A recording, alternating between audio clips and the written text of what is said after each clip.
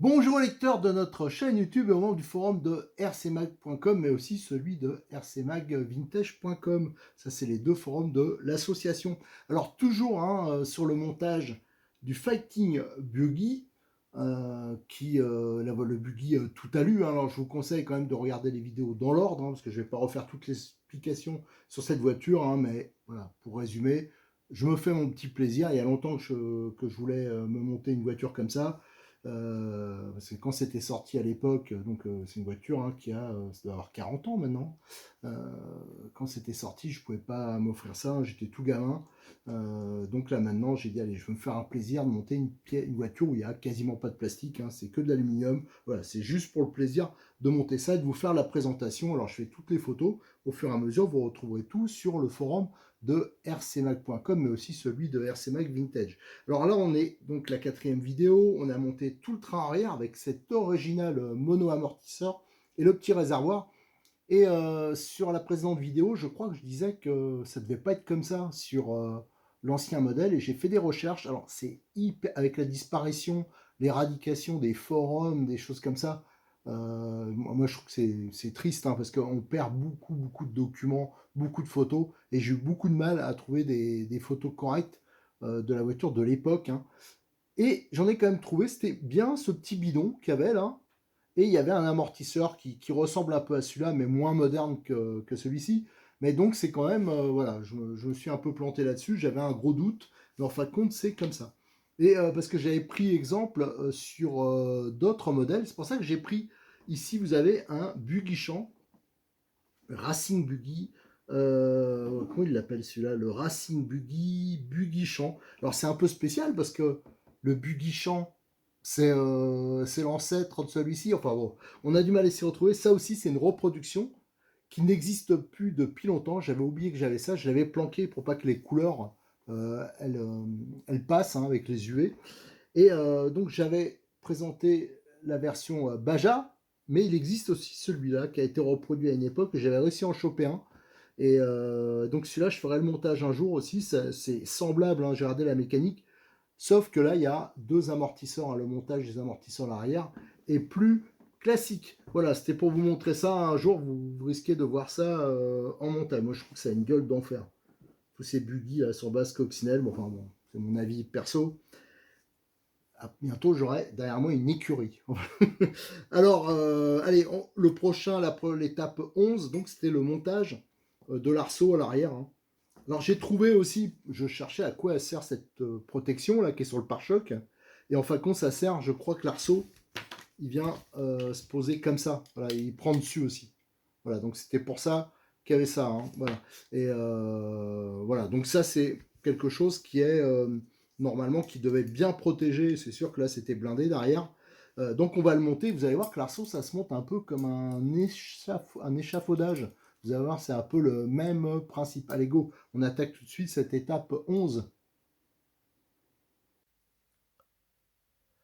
L'étape 11, c'est l'assemblage de l'arceau arrière. Alors, le montage de cet arceau, l'étape 11, alors c'est là qu'on va voir, je vais déjà vous montrer comment ça se positionne, donc c'est du rond d'alu, et ça va se fixer ici sur le train arrière, voilà, ici, et là, cette pièce, l'autre partie, alors je vais pousser ça un peu, ça rentre tout dans le cadre, ça va venir se positionner là, ça sera normalement, voilà, c'est un peu loin, voilà, comme ça, si je me suis pas planté, voilà. Donc ici, on voit à l'arrière comment ça s'enquille. Donc on comprend à quoi servait cette tôle pliée en aluminium. Et les arceaux, donc les parties en aluminium, elles vont être maintenues par ces brides. Donc qui viennent se monter comme ça. Là et là. Et il y a une vis qui traverse et qui fixe l'ensemble.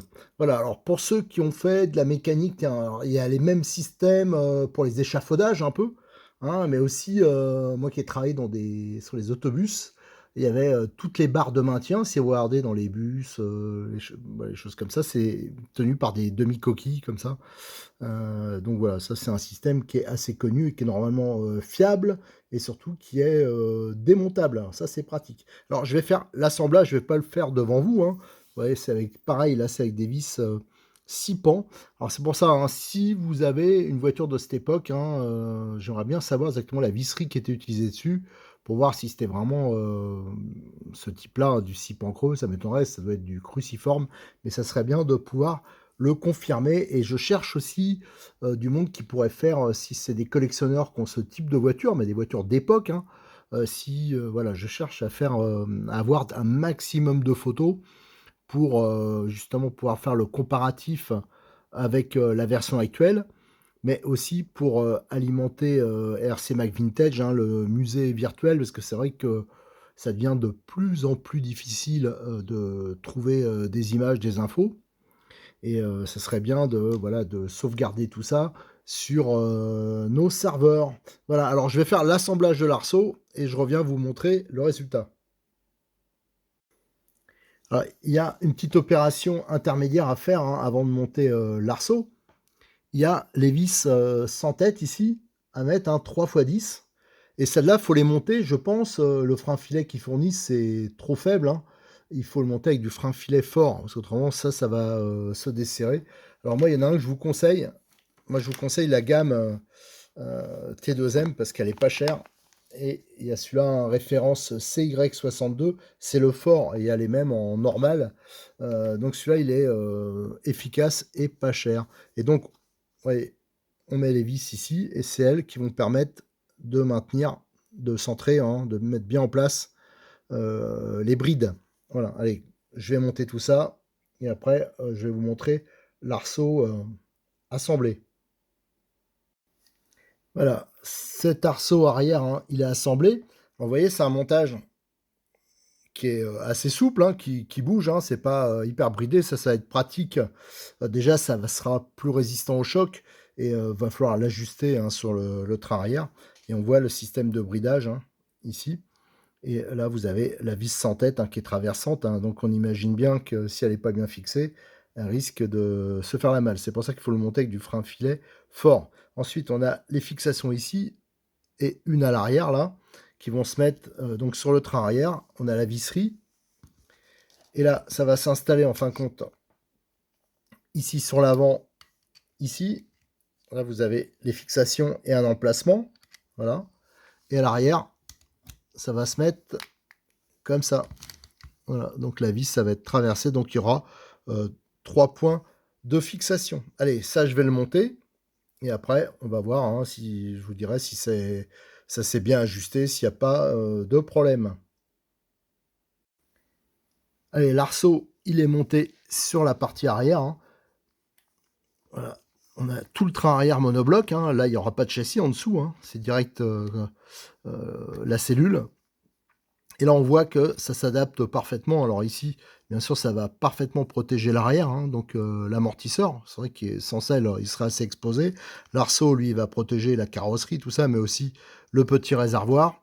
Donc ça se fixe directement sur la cellule. Voilà, à ce niveau-là. Donc là, il faudra mettre bien sûr au frein filet. Tandis que là, il y a un e-stop. Moi, je trouve quand même que ça a de la gueule, quoi. Je veux dire, ça fait vrai buggy. Voilà, ça, j'aime beaucoup. Voilà, cette voiture, elle me plaît. Voilà. C'est dommage que j'en ai pas une pour faire rouler, mais j'avoue, je flipperais de la faire rouler quand même. Mais c'est pas dit que quand j'aurai monté les autres versions, là, notamment le 100 de Scorcher, j'en fasse pas un qui soit roulant. Allez, on va pouvoir passer maintenant à l'étape suivante, hein, c'est l'étape 12. Donc là, on va pouvoir monter le châssis, la partie époxy. L'étape 12, c'est le montage du train arrière sur le châssis.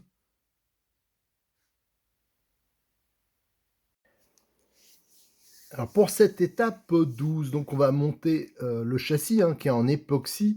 D'ailleurs, c'est une belle pièce, hein. Alors j'ai regardé, hein, sur les anciennes photos de la version d'époque, hein, du début des années 80. C'était un châssis en époxy, mais l'époxy vert, hein, comme on a sur les circuits électroniques. Il n'y en avait pas encore, on n'était pas encore à la mode des époxys noirs comme ça, c'est vrai qu'ils sont beaucoup plus esthétiques.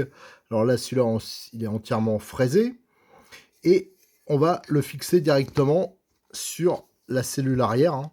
Donc il va venir se mettre comme ça. Alors plutôt le fraisage vers le bas, voilà. Alors on remarquera qu'il n'y a pas de fraisage à ce niveau-là. Et qu'il y a un trou supplémentaire. Alors ce trou supplémentaire, il va juste servir à centrer. C'est pour ça qu'il faut une vis supplémentaire avec un écrou. Donc ça va permettre de le centrer. Après, on va le retirer. Et c'est les plots. Là, ici, on a les plots de carrosserie pour la batterie. Il y en a deux qui vont se mettre là et qui vont permettre de fixer, si je me souviens bien. Ah non, c'est pas au même endroit que c'est un peu plus loin. C'est ici qu'ils vont se fixer. Mais ces plots, en fin de compte, ils vont supporter la platine et servir aussi à fixer la batterie. Alors, donc, pour la fixation du châssis, on retrouve des vis tête fraisées et avec des rondelles cuvette. Donc, en fin de compte, le châssis est fraisé, mais à un endroit, à cette partie-là, ça va dépasser. Hein. Voilà, donc je vais faire le montage. Alors là, bien sûr, si je devais le monter pour rouler, j'aurais monté au frein filet. Alors, on voit que là, c'est directement fileté. Alors, ça veut dire que il y a pas beaucoup de matière quand même. Donc, faut quand même se méfier. Je me demande si je le faisais rouler, si j'essaierais pas de mettre un écrou de l'autre côté. Mais c'est vrai qu'il n'y a pas une place extraordinaire. Donc, le châssis, est-ce que j'ai dit qu'il était d'une épaisseur de 2,30? Voilà, bon, donc ça c'est dit. Bon, la finition, bien sûr, elle est parfaite. Donc, c'est une belle pièce. Allez, je vais déjà le mettre sur le châssis. Je vais déjà mettre la vis de centrage, comme ça permettra de voir. Alors, la vis de centrage, hop, voilà. Donc c'est elle qui va permettre de le maintenir en place. Donc, je ne sais pas si par la suite le trou, il est réutilisé pour une autre fonction. Hein. Je fais un peu exprès de découvrir la notice au fur et à mesure. Voilà. Donc une clé de 5,5. Hop. Voilà. Et ça va me permettre ensuite d'être bien centré parce qu'on voit que les trous ils sont oblongs. Voilà, et comme ça le châssis il sera nickel. Allez, je vais mettre les deux vis. Hein. Alors ça, il faudrait les mettre au frein filet. Bon, je voulais le faire hors caméra, mais on va voir. On va le mettre là. Donc avec les rondelles cuvette.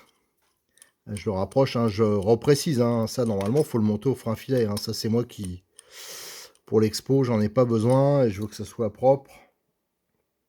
Et pouvoir le redémonter facilement. Si un jour, je me décide à faire rouler la voiture. Si j'en ai un deuxième, enfin, si j'en ai un deuxième, je pense que c'est le deuxième qui roulera. Voilà. Donc là, c'est bien centré. Je serre. Et comme ça, je redémonte la vis qui est là.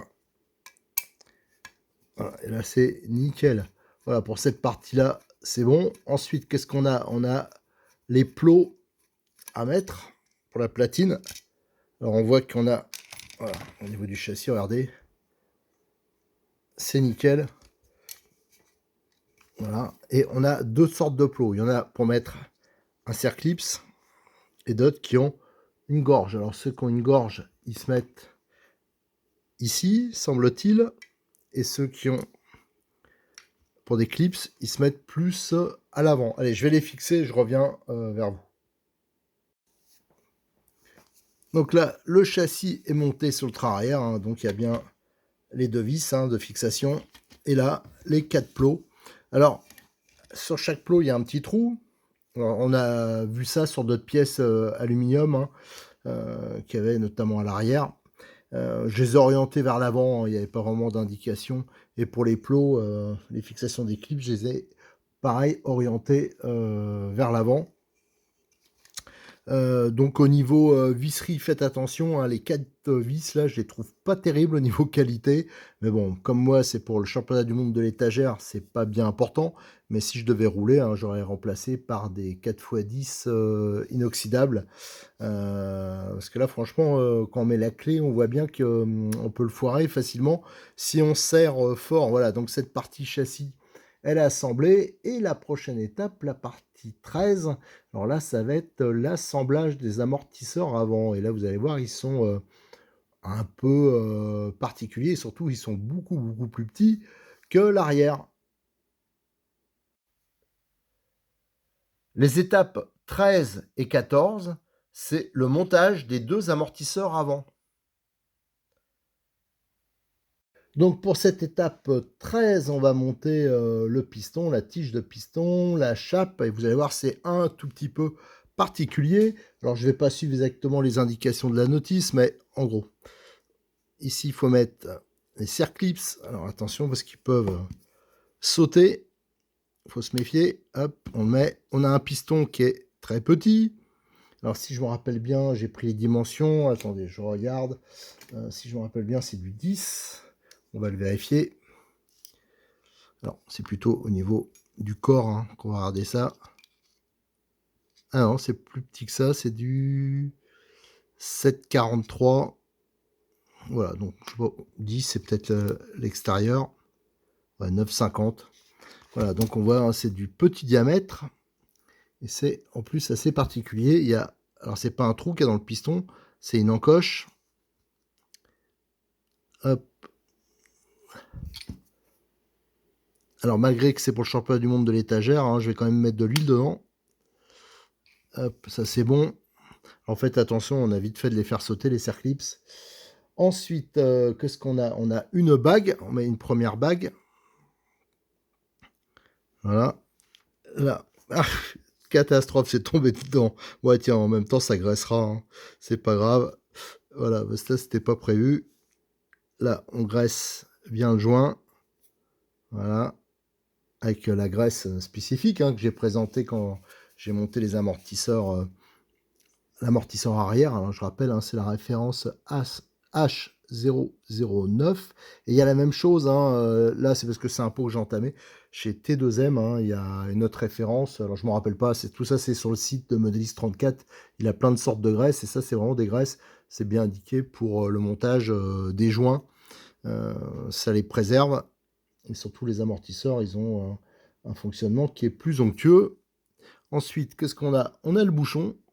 Alors le bouchon, il est où le bouchon? Ah, j'ai pas le bouchon. Il est là. Si, c'est bon. Voilà. Le bouchon qui va se mettre comme ça. Et normalement, on doit monter la chape qui est en sorte comme du laiton, un alliage de cuivre. Et normalement, on doit la monter à cette étape-là. Mais moi, je pense qu'il est préférable de la monter en dernier. Vous allez le voir, parce que vous allez voir ça dans l'étape 14. Allez, tiens, on va attaquer tout de suite cette étape 14. Alors cette étape 14, donc on va finir le montage de l'amortisseur, on va le remplir. Et si j'ai pas monté la chape tout de suite, c'est parce que j'en avais monté un déjà pour voir un amortisseur et je me suis aperçu qu'après pour visser le bouchon, une fois qu'il y a la chape, c'est pas évident, surtout si on veut réutiliser la clé qui est fournie avec la voiture, donc qui va parfaitement là, donc là elle passe plus, donc c'est pour ça que je pense qu'il faut pas respecter l'ordre de montage qu'il y a sur la notice. Alors on va remplir l'amortisseur à peu près jusque là, jusqu'au décrochement d'usinage qu'il y a là, la partie lisse en fin de compte. Hop. Donc je vais utiliser, normalement j'aurais mis de l'huile silicone, mais moi pour ce que je fais, ça suffira largement et on va laisser remonter, je sais pas si on le voit sur la vidéo, les bulles qui remontent. Alors je vais le coincer, je vais trouver un moyen de le coincer et je vais attendre 5 minutes. Voilà, les 5 minutes sont passées, donc là, je pense que je l'ai un peu trop rempli. Alors on va voir ça, mais donc je mets tout en place dedans et là on va voir tout de suite, regardez. Hop, hop, sur le tapis, pas sur le tapis, pas sur le tapis. Et pourtant, j'ai pas encore vissé. Voilà, on commence à visser et là, on voit, ça va tout de suite beaucoup déborder. Donc, ça veut dire qu'il faut vraiment en mettre pas beaucoup. C'est normal, c'est un amortisseur qui est pas du tout à volume constant. C'est vraiment le type d'amortisseur qu'on pouvait retrouver sur beaucoup de voitures de l'époque, notamment en TT1 8e. Tiens, par exemple, sur les Kyosho. Les gros Kyosho 1 8e, c'était ce genre là. Vous voyez là, quand j'appuie, regardez toute l'huile qui sort. Donc c'est pour ça qu'il faut en mettre beaucoup moins. Voilà, donc on va le purger comme ça. Voilà. Et le fait aussi de ne pas mettre la chape, ça permet vraiment de le purger bien. Et là, hop, on va pouvoir visser maintenant. Voilà, avec la clé. Parce qu'autrement, on a du rebond. Alors avec ce type d'amortisseur, c'est pas le top. Voilà, là, c'est bon. On va pouvoir tirer la tige. Voilà. Et là, voilà, j'ai pas aucun rebond. L'amortisseur, il revient pas de lui-même. Donc ça, c'est nickel. Voilà, donc maintenant, je vais l'essuyer parce qu'il y a vraiment de l'huile partout. Et là, on va pouvoir monter la chape. Voilà, je pense que c'était beaucoup plus efficace que... pour ça que j'ai fait une tentative avant. C'était pour voir... J'avais un doute, hein, mais je me doutais bien que ce qu'ils indiquent sur la notice, c'est pas l'idéal. Alors là, on a une vis de 3 sans tête. On fait correspondre au méplat. On le pousse à fond. Et ça, pareil, il faudrait le monter au frein filet. Toujours la même chose, hein, si vous le relais au frein filet. Et là, vous voyez, regardez. Là, c'est nickel, il n'y a pas de rebond. Alors, on sent bien qu'il y a des bulles. Hein. Avec un système comme ça, c'est normal. Ça fait un peu émulsion. Alors, c'est pas nickel, mais il fonctionne correctement. Tandis qu'avec leur montage, même en essayant au mieux, regardez, il y a du rebond. Voilà. Donc, c'est pas... celui-là, je vais le refaire. C'est pas aussi bien que celui-ci. Donc, je vous conseille de monter cette pièce-là en dernier. Alors, maintenant, ce qu'il nous reste à faire, c'est de monter les petits caoutchoucs qui vont, hein, vous voyez, le diamètre est assez grand. Donc, le problème qu'il y a, c'est que pour l'instant, moi, sur la notice, dans mon sachet, j'en avais que 3. Donc, pour l'instant, la vidéo, je vais la couper là. Et je la reprendrai quand j'aurai trouvé un petit silent block qui correspond, allez, à tout de suite, enfin, virtuellement. Alors, j'en ai trouvé un. Comme j'ai une boîte de sand Scorcher dépouillée, hein, qui est incomplète, ben, je l'ai piqué dessus. Donc faites attention quand même, parce que ça, comme ça n'existe pas en pièces, on peut déjà en trouver, hein, des passe-fils, mais là c'est vrai que c'est embêtant quand il manque une pièce, et en plus la boutique qui vous l'a vendue, elle ne pourra pas vous dépanner. Donc faut faire attention. C'est rare qu'il manque quelque chose chez eux, mais c'est vrai qu'ils sont pas très généreux. Par exemple, j'aimerais bien qu'ils donnent des petits clips, des petits serre-clips en plus, des choses comme ça. Souvent, c'est un peu voilà, limite, quoi. Il n'y a pas de rab. Hein. Hop. Voilà, nickel. Et donc, vous avez la fixation, hein, c'est sur Silent Block. Alors, si on compare à des voitures modernes, hein, maintenant, c'est sur rotule, tout, là. C'est ça qui permettait d'avoir une certaine... que ça puisse jouer un peu au niveau angulaire, hein, les amortisseurs. Voilà, donc les amortisseurs sont montés. Ça, c'est nickel. Maintenant, on va pouvoir passer à l'étape suivante. Hein. L'étape 15, hein, c'est le montage des suspensions avant. Mais ça, on le verra dans une prochaine vidéo. Hein. Je vais arrêter ici. Et la prochaine vidéo, donc, on montrera tout le train avant.